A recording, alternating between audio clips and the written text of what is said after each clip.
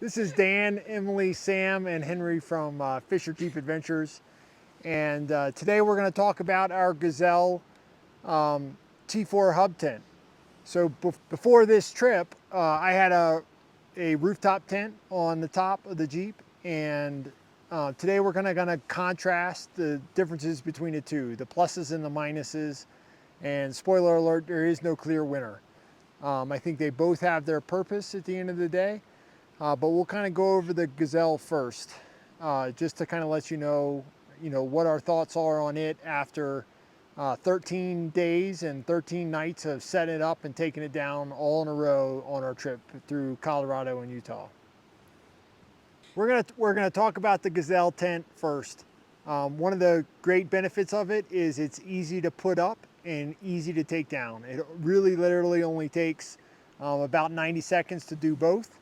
And I have a video that I'll link in the description below that kind of goes over the quick setup of it. One of the other pluses of the tent is the room on the inside.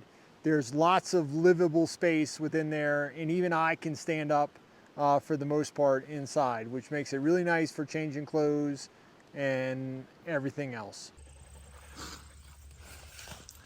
All right, so we use the XPED system. They're great sleeping systems. We bought their lightweight sleeping bags to go with it. But you can see how much room there is in here. We got 2 of their extra long mattresses, all of our stuff. There's space in the front, and then the dogs sleep right there. So there's plenty of space in here.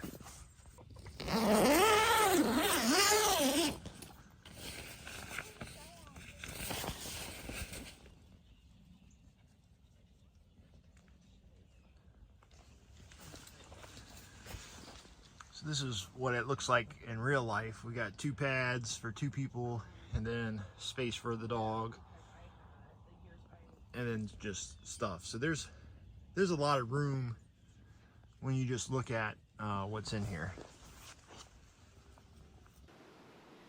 I like that it's really easy for the dogs to get in and out of the tent. You don't have to throw them up high. They can step in, they can step out with ease. So they like to go in and out a lot in the morning. So it's good for them. So one of the other things about the Gazelle tent that's great is the ventilation. It has basically windows you can unzip that totally go around the entire tent. And it makes it really nice for cross breezes, for airing the tent out, and that kind of stuff. Based off of what we found so far, on our first night camping with it, we had torrential rainstorms, and the thing stayed dry, even with water surrounding it as the water kind of flooded through the campsite. So those are some of the positives. So we have, it's easy to take up, or it's easy to put up, it's easy to take down. There's lots of room on the inside. It's got good ventilation. And if you have dogs or even small kids, it's really easy to get in and out of. What are some of the drawbacks? Some of the drawbacks, you have to have a little bit more space for it. I think we found one camping spot one night that would have been really, really great, but it was too uneven to set up the Jeep awning and the tent. So we had to keep looking for a different spot. All right, so one of the downsides, like most ground tents, is you have to have space for it. And the T4 hub tent takes up a little bit bigger footprint. So sometimes you can find really nice campsites that a rooftop tent would work very well at, but a ground tent does not. So campsite selection is one of those that can go either way. Another thing is we had the XPED tent pads that we really liked for the most part, except for when the floor was lava. But and you have a mattress all of the time in the rooftop tent. So we had to put up our mattresses and take them down every day, where you wouldn't have to do that in a rooftop tent. Yeah, so one of the downsides, I think, of any type of ground tent is whatever sleeping pad you have to put down, you have to put it down and take it back up. So We utilize the X-Ped self-inflating pads. They're really comfortable, but they take up a lot of space. You know, and when you look at tents, a lot of people talk about setup and takedown. One of the, you know, of course the Gazelle is, because it's hub style, it goes up really fast, but you have the rest of the setup stuff that you have to do as well. You've got to put in the sleeping pads, you got to get out the sleeping bags, you got to, you know, set up the inside of the tent. And with most rooftop tents, they have a mattress already there. You liked the extra storage that the tent provided. Like, we were able to bring more stuff because we had more storage options. Yeah, so one of the benefits again of having a ground tent is that we've been out for 2 weeks. We've stayed in either national forest or state campgrounds the entire time, and having the storage to be off, having the extra storage to carry all of our things for 2 weeks has been really beneficial. With a rooftop tent up there, instead of the storage boxes, our storage would have been pretty limited. And I think that for that, we get a check mark for the ground tent. In our case, it's the Gazelle because of the extra storage it provides us outside of the Jeep, which makes the inside of the Jeep not so cluttered. So one con of the Gazelle tent in particular, in our campsite at Arches National Park, we had a front come through, and which we had not anticipated, so we did not stake down the hub sides. So the hub sides have a guy line that you can stake down, because the strong wind, and we learned from experience, will collapse on you.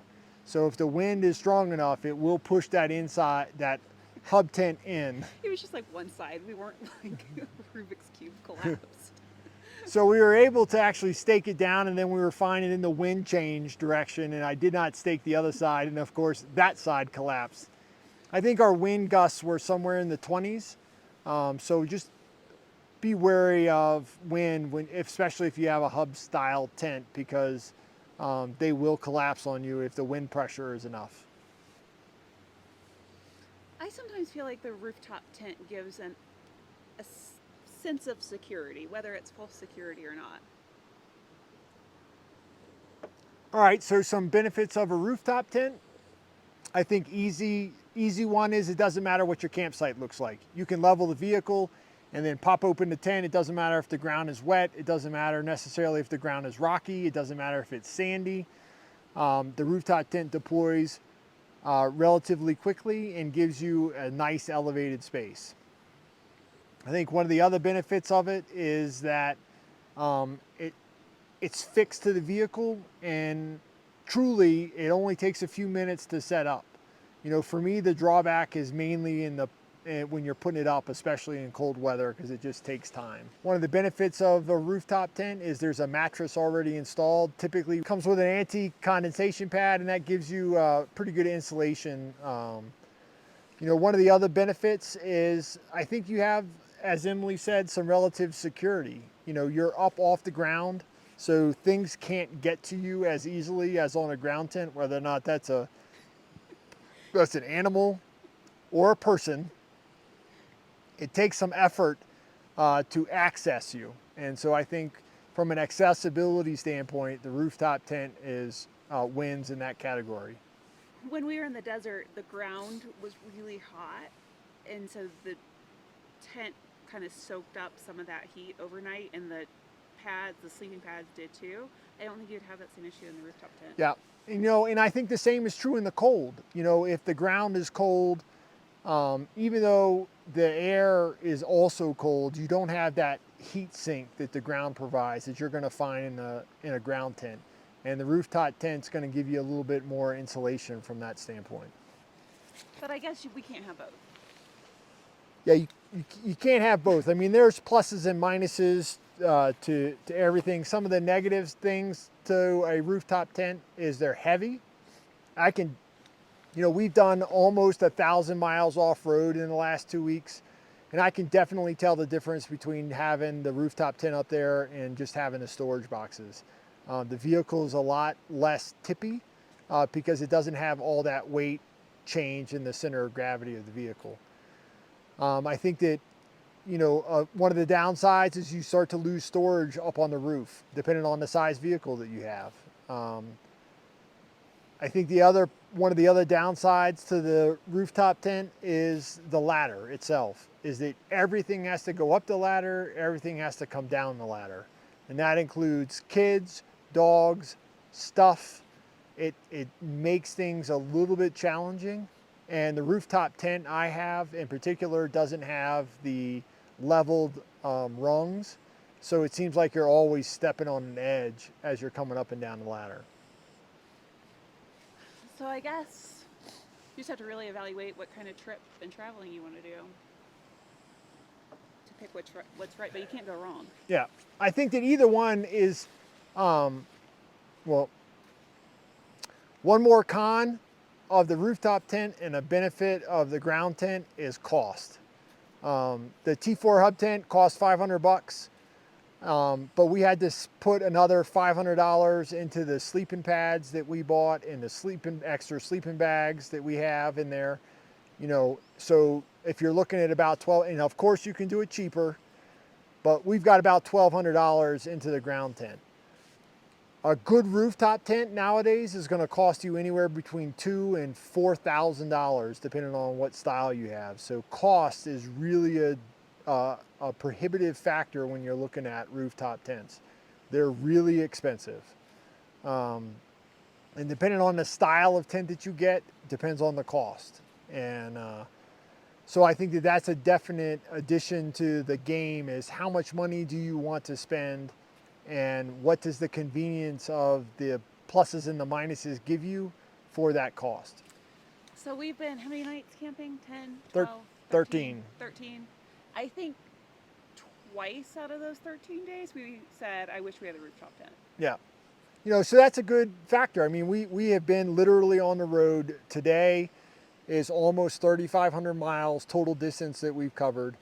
We're sitting in Colorado right now, northern Colorado, at 10,000 feet.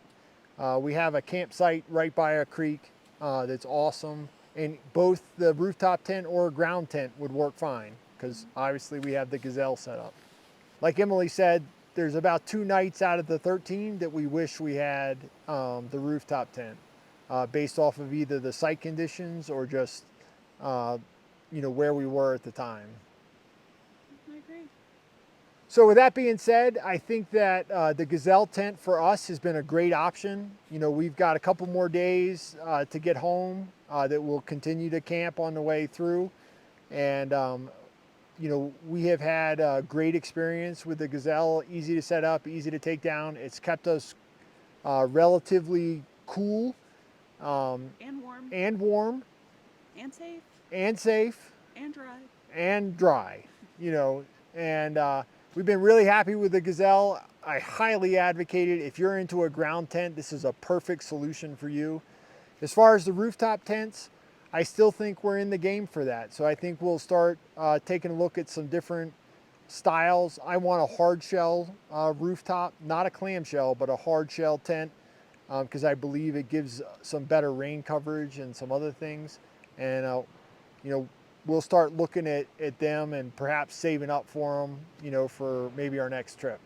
One more plus one more comment about either the rooftop tent or the ground tent is, if you have a ground tent, especially if you have the Gazelle tent, which is basically a bag that's about 11 inches in diameter and almost 5 feet long, is you got to have a place to put it. We created a custom tray in between our storage solutions, which worked out great. But just have that as a consideration. You of course can buy smaller tents that come in a smaller form factor that can fit in different things. I'm not suggesting that you have to have a big tent, but if that's what you're looking for, you have to be cognizant of where are you going to put it. I have great success with the REI 4-person tent. Love it. Yeah, so there are lots of options. We just happen to pick the Gazelle simply because it's easy to put up, it's easy to take down, and it gives you lots of space. So that's our review of the Gazelle tent and the kind of pluses and minuses of a rooftop tent versus a ground tent. So hope you guys got something from it.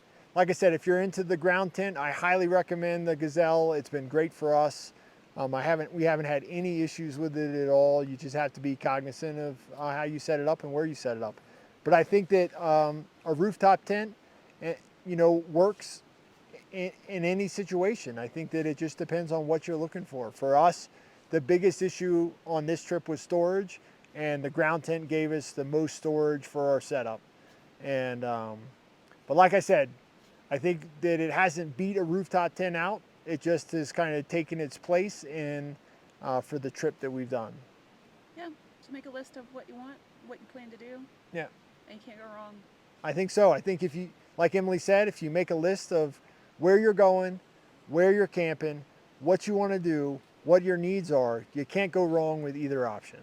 But don't feel like you're missing out because you don't have a rooftop tent. Yes, definitely don't feel like you're missing out because you don't have a rooftop tent. Hope you guys got something out of it. Like I said, either option is good. Just figure out what it is that you want out of your camping experience and you can't go wrong. This is Dan, Sam, Emily, and Henry from Fisher Jeep Adventures, and we'll see you on the trail.